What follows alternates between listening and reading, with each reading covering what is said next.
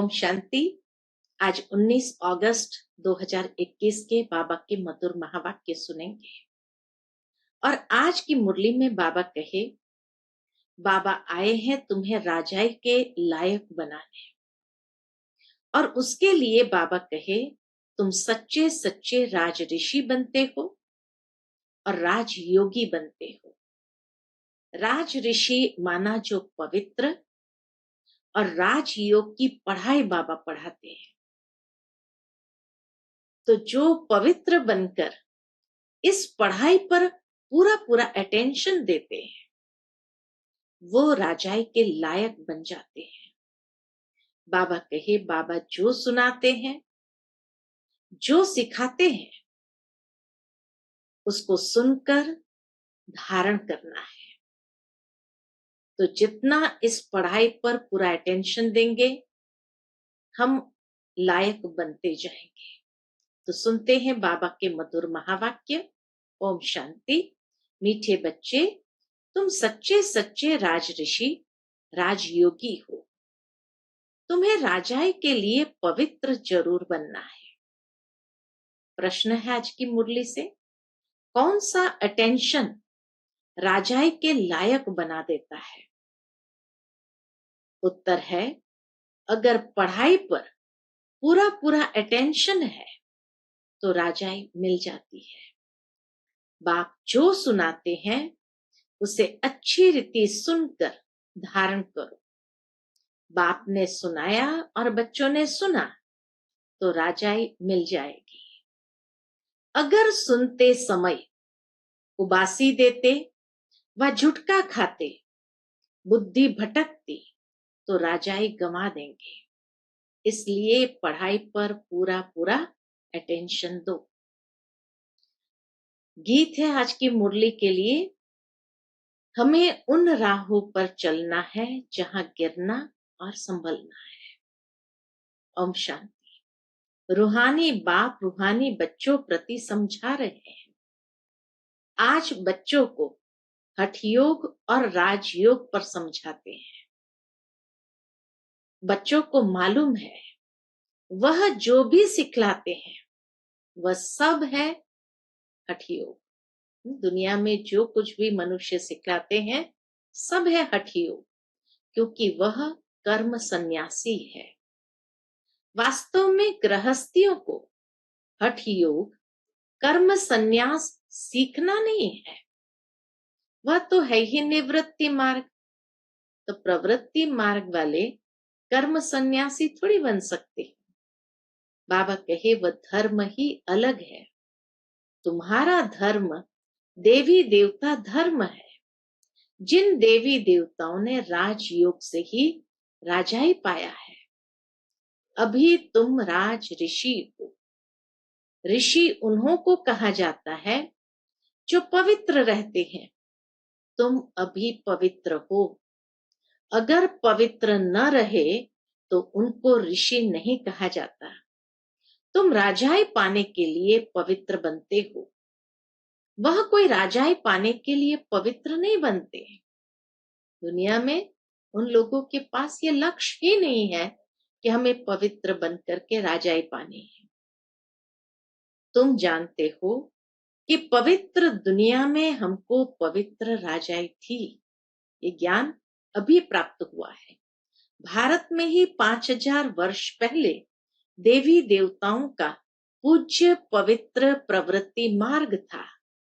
अभी पुजारी पतित बन पड़े हो। अभी तो दुनिया में सभी पुजारी पतित बन पड़े हैं। पतित कैसे बने? 84 जन्म का हिसाब है ना। बाप जो सहज राजयोग सिखला रहे हैं, वही तुमको 84 जन्म का हिसाब बतलाते हैं। दूसरे धर्म को सन्यास धर्म वाले क्या जाने। यह है देवी देवताओं का प्राचीन धर्म। वह है पीछे वाला धर्म जो पास्ट हो गए हैं। उनको सन्यासी समझ न सके। देवी देवता धर्म को सन्यासी लोग समझ न सके। तुम जानते हो, हठ योग अनेक प्रकार के हैं।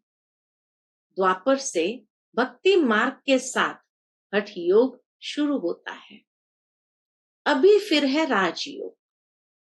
वह हठ योग जन्म बाय जन्म सीखते आए हैं। राजयोग तुम एक जन्म में ही सीखते हो।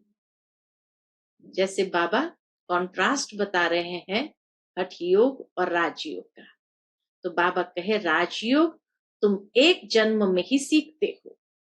उनको जन्म बाय जन्म पुनर्जन्म लेकर हठ योग सीखना ही है। तुमको राजयोग सीखने के लिए पुनर्जन्म नहीं लेना पड़ता है। एक जन्म में सीखे, राजाई प्राप्त हो गई, उसके बाद राजयोग लुप्त हो जाता है।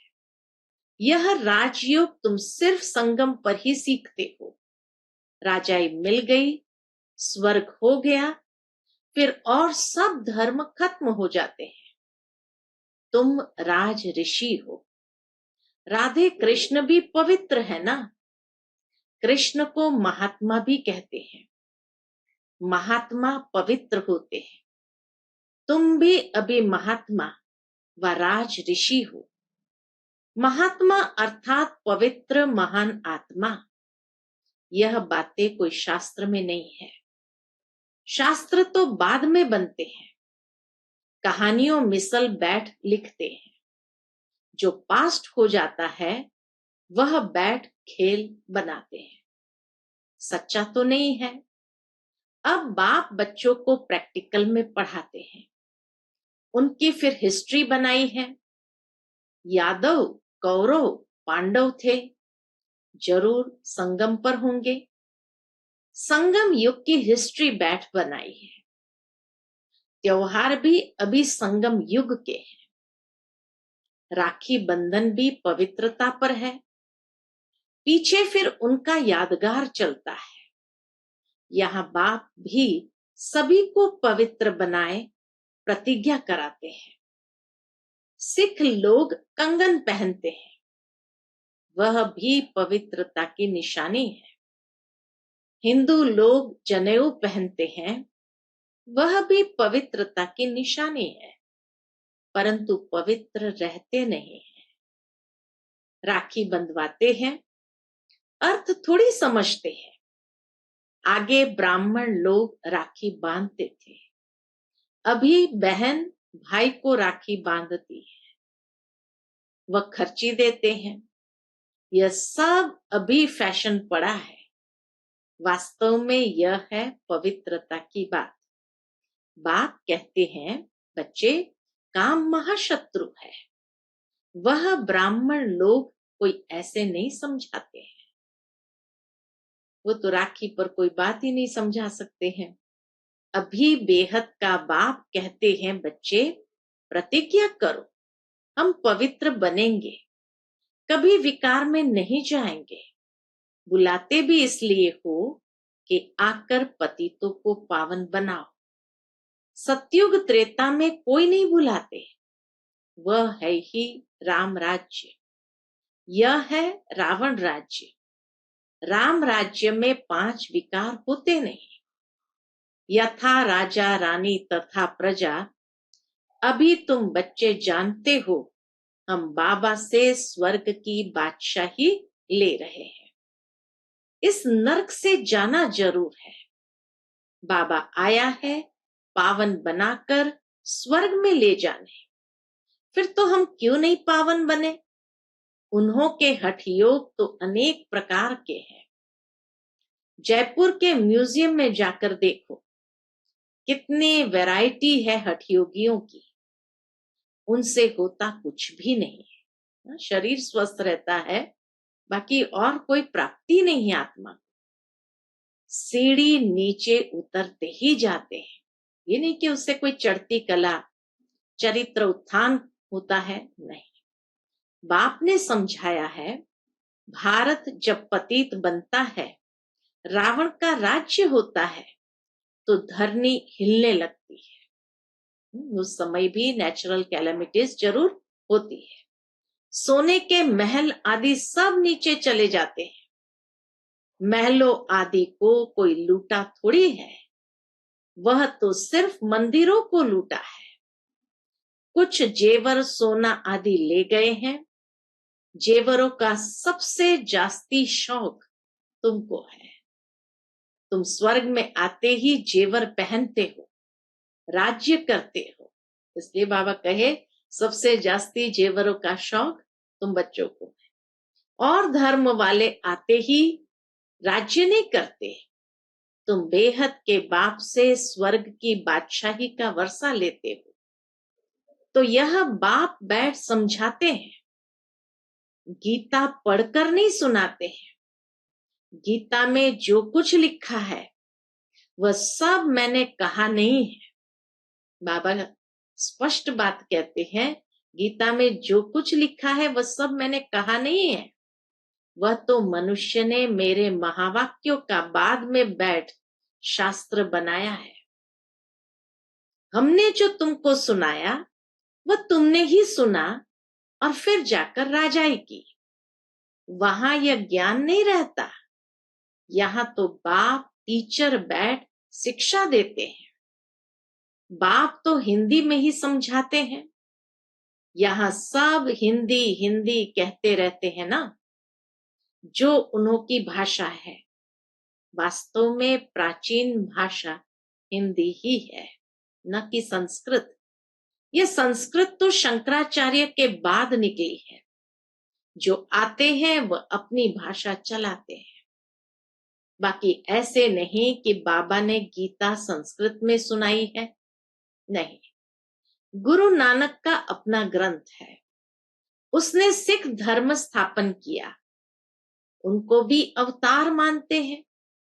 उसमें राजाएं भी होते हैं, सन्यासियों में राजाई नहीं है।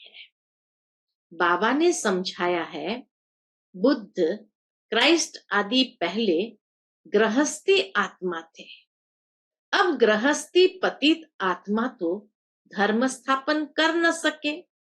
उनमें पवित्र आत्मा आई जिसने धर्म स्थापन किया। दूसरे धर्म तो किस्म किस्म के बहुत है, आकर अपना छोटा मठ पंथ स्थापन करते हैं। झाड़ में भी दिखाया है ना। तो हठ योग और राजयोग में बहुत फर्क है। यह बातें समझने की है। जिसको समझ में नहीं आती होगी वो क्या करेगा? वह जुटका खाते उबासी देते रहेंगे। यहाँ तो तुमको खजाना मिलता है, तो बाबा के कितना नशा और खुशी रहनी चाहिए। बड़ी भारी कमाई है, तुम रत्नों से झोली भरते हो, तो ये आंखें खोल कर सुनना होता है, अर्थात अटेंशन से सुनना होता है। जुटके खाते रहेंगे या बुद्धि बाहर भटकती रहेगी तो वह राजधानी पा न सके। तुम हो राज ऋषि, राजाई प्राप्त करने वाले। बाप राजधानी स्थापन करते हैं, श्री कृष्ण नहीं करते। कृष्ण तो बाप का वर्षा लेते हैं। अब तुम्हारा बाप है निराकार, जिससे वर्षा ले रहे हो। इस बात का, विश्व की बादशाही का। कितना तुम शाहूकार बनते हो। यहाँ एक ही बाप आकर राजयोग सिखलाते हैं। सो भी घूमो फिरो खाओ पियो, सिर्फ बाप को याद करो। शाहूकार जरूर अच्छी रीति खाएंगे, वह तो अपनी कमाई का फल खाते हैं। मालपूड़ा खाओ या रोटी खाओ, याद करो बाप। जैसे जिसकी हैसियत वैसा बाबा कहे वो भोजन स्वीकार करते। तो मालपूड़ा खाओ या रोटी खाओ, याद करो बाप को। भल कुछ भी खाओ, पैसे तब किसके लिए है? बाबा कोई मना नहीं करते हैं, सिर्फ बाप से योग लगाना है। इस राजाई स्थापन करने में खर्चा नहीं है। उस लड़ाई आदि में कितना खर्चा होता है, एरोप्लेन पर कितना खर्चा होता है। गिरते हैं तो एकदम खत्म हो जाते हैं, कितना नुकसान हो जाता है। तो बाप कहते हैं चलते फिरते बाप को याद करो, स्वदर्शन चक्र फिराते रहो। हमने 84 जन्म पूरे किए हैं, अब चले वतन की ओर। घर जाकर फिर आए राजाई करेंगे, घर जाकर फिर आए राजाई करेंगे। तुम एक्टर्स हो ना, वह बाइस्कोप तो 2-2.5 घंटा चलते हैं। यह बेहद का नाटक 5000 वर्ष चलता है। इनको मनुष्य ही जान सकते। यह दुनिया है कांटों का जंगल। बड़े ते बड़ा कांटा है विकार का, जो आदि मध्य अंत दुख देते हैं। दूसरे नंबर का कांटा है क्रोध। उनकी निशानी यह महाभारत लड़ाई देखो। क्रोध की निशानी बाबा कहे महाभारत लड़ाई देखो। कोई बात में गुस्सा आया तो झट बॉम्ब शुरू कर देंगे। अभी तो ऐसे ऐसे बॉम्ब्स बनाए हैं जो बात मत पूछो। सतयुग में कोई लड़ाई आदि होती नहीं, संगम पर ही यह महाभारत लड़ाई दिखाई है। दूसरे कोई शास्त्र में लड़ाई की बात ही नहीं। वहां तो सारे विश्व के तुम मालिक रहते हो, लड़ाई की बात हो न सके। शास्त्र में असुरों और देवताओं की लड़ाई दिखाई है, परंतु देवताएं अहिंसक है। तुम योग बल से विश्व के मालिक बनते हो। बाबा कहे यह है साइलेंस बल, इसमें कुछ तुमको बोलना नहीं है। याद के बल से तुम बाबा से विश्व की बादशाही लेते हो। फर्क देखो कितना है। साइंस बल से विनाश होता है, उसी साइंस से फिर सतयुग में सुख देखेंगे। साइंस से इन्वेंशन करते हैं, वह तो सुख के लिए करते हैं। यह भी आकर कुछ ज्ञान लेंगे। प्रदर्शनी में तो सब आते हैं, आगे चल सब आएंगे। तुम्हारे इस साइलेंस बल का आवाज निकलेगा। तुम प्रश्न पूछते हो गीता का भगवान कौन? ऐसे प्रश्न कोई पूछ न सके। जहां यह प्रश्न लिखते हैं तो उनके साथ चित्र भी दो। गीता का भगवान परमपिता परमात्मा या श्री कृष्ण, जो पूरे 84 जन्म लेते हैं। पतित से पावन बनाने वाला तो बाप ही है। कृष्ण की आत्मा तो 84 जन्म ले सांवरी बनी है।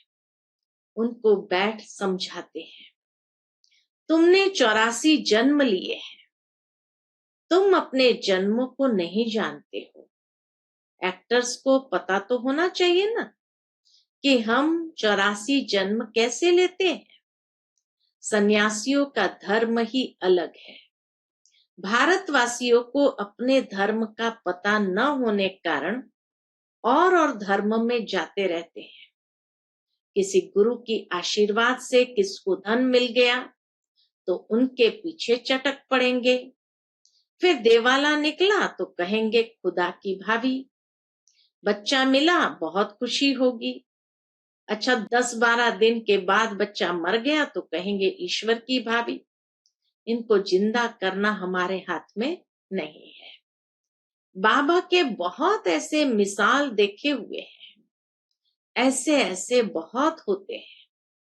यहाँ तो बाप बैठा है, बाप बच्चों को समझाते हैं, मीठे मीठे बच्चों पावन बनो। याद है महाभारत लड़ाई लगी थी तो द्रौपदी ने पुकारा था, बाबा हमको ये दुशासन नंगन करते हैं, हमको इनसे बचाओ।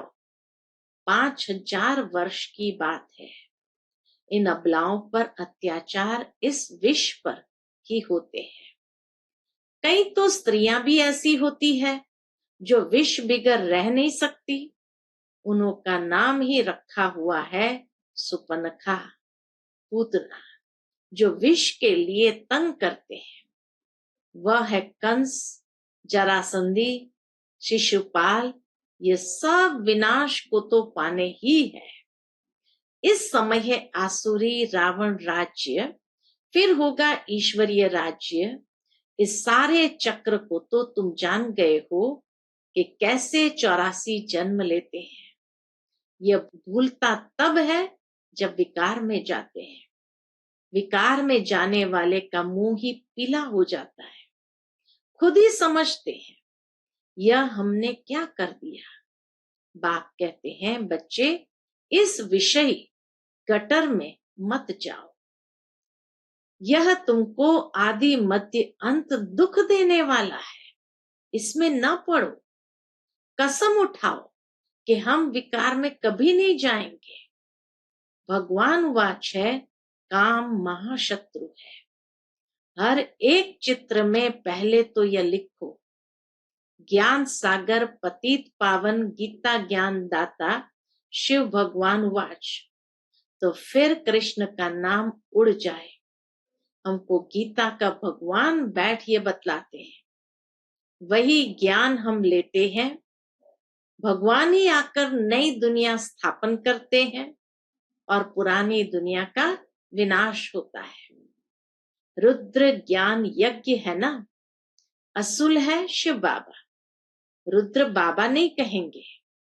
बॉम्बे में बाबरी नाथ का भी मंदिर है, बाबुरी नाथ का भी मंदिर है। अब बबुल कहा जाता है कांटों को। बाबुरी नाथ नाम क्यों रखा है, यह कोई समझते नहीं है। चित्र तो शिव का ही है, बाकी तो अनेक नाम रख दिए। शिव बाबा ही आकर कांटों के जंगल को फूलों का बगीचा बनाते हैं।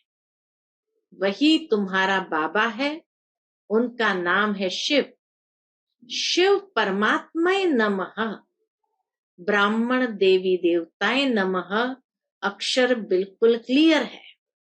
अब वह परमपिता परमात्मा बैठ इस रथ द्वारा समझा रहे हैं, हूबहू जैसे लौकिक बाप समझाते हैं। बच्चे हमारे कुल को कलंक नहीं लगाना, कोई खराब काम नहीं करना। यह बाबा भी कहते हैं, बच्चे विकार में तो कभी नहीं जाना।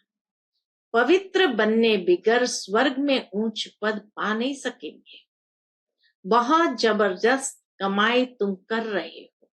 बाबा कहे, बहुत जबरदस्त कमाई तुम कर रहे हो, बाकी सब गंवा रहे हैं। भल कोई के पास पदम है, बड़े बड़े महल बना रहे हैं, लाखों रुपए खर्च करते हैं। तुम समझते हो वह सब waste of time, waste of time है, वेस्ट ऑफ मनी है। ये कुछ काम नहीं आएगा, सब खत्म हो जाएगा। वह तो समझते हैं 10-12 हजार वर्ष चलेंगे। तुम बच्चे जानते हो मौत तो सामने खड़ा है, सिर पर। थोड़े समय के अंदर यह अर्थक्वेक आदि हो, सब डामाडोल हो जाएगा। अर्थक्वेक आदि में अनगिनत मर जाते हैं। बाबा कहे, अर्थक्वेक आदि में अनगिनत मर जाते हैं। अब तो विनाश होना ही है।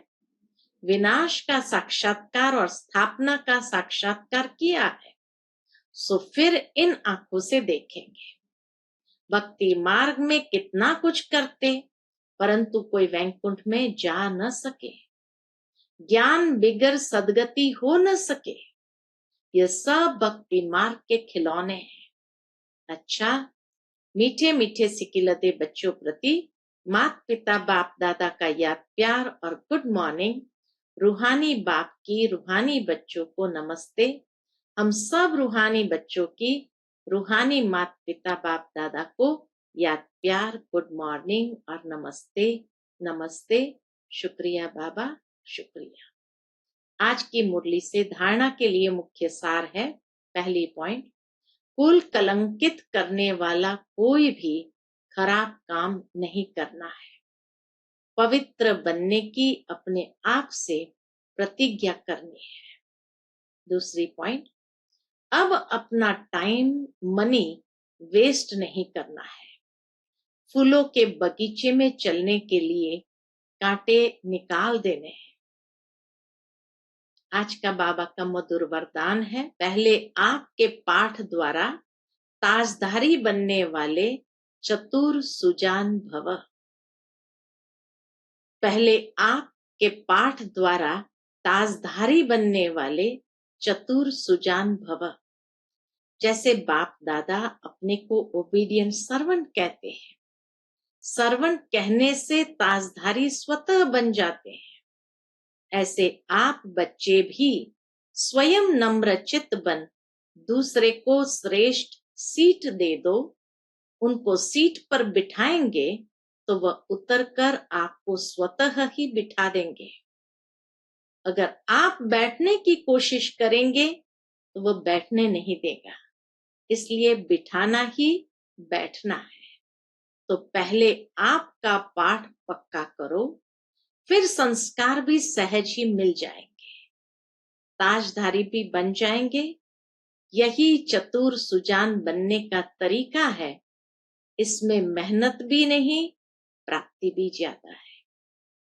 आज का बाबा का स्लोगन है, अंतर्मुखी एकांतवासी बनने वाली श्रेष्ठ आत्मा ही अव्यक्त स्थिति का अनुभव करती है। अंतर्मुखी एकांतवासी बनने वाली श्रेष्ठ आत्मा ही अव्यक्त स्थिति का अनुभव करती है। अच्छा, Om Shanti. To watch Peace of Mind channel videos on YouTube, subscribe us on youtube.com/TV Peace of Mind. Just a click for a peaceful life.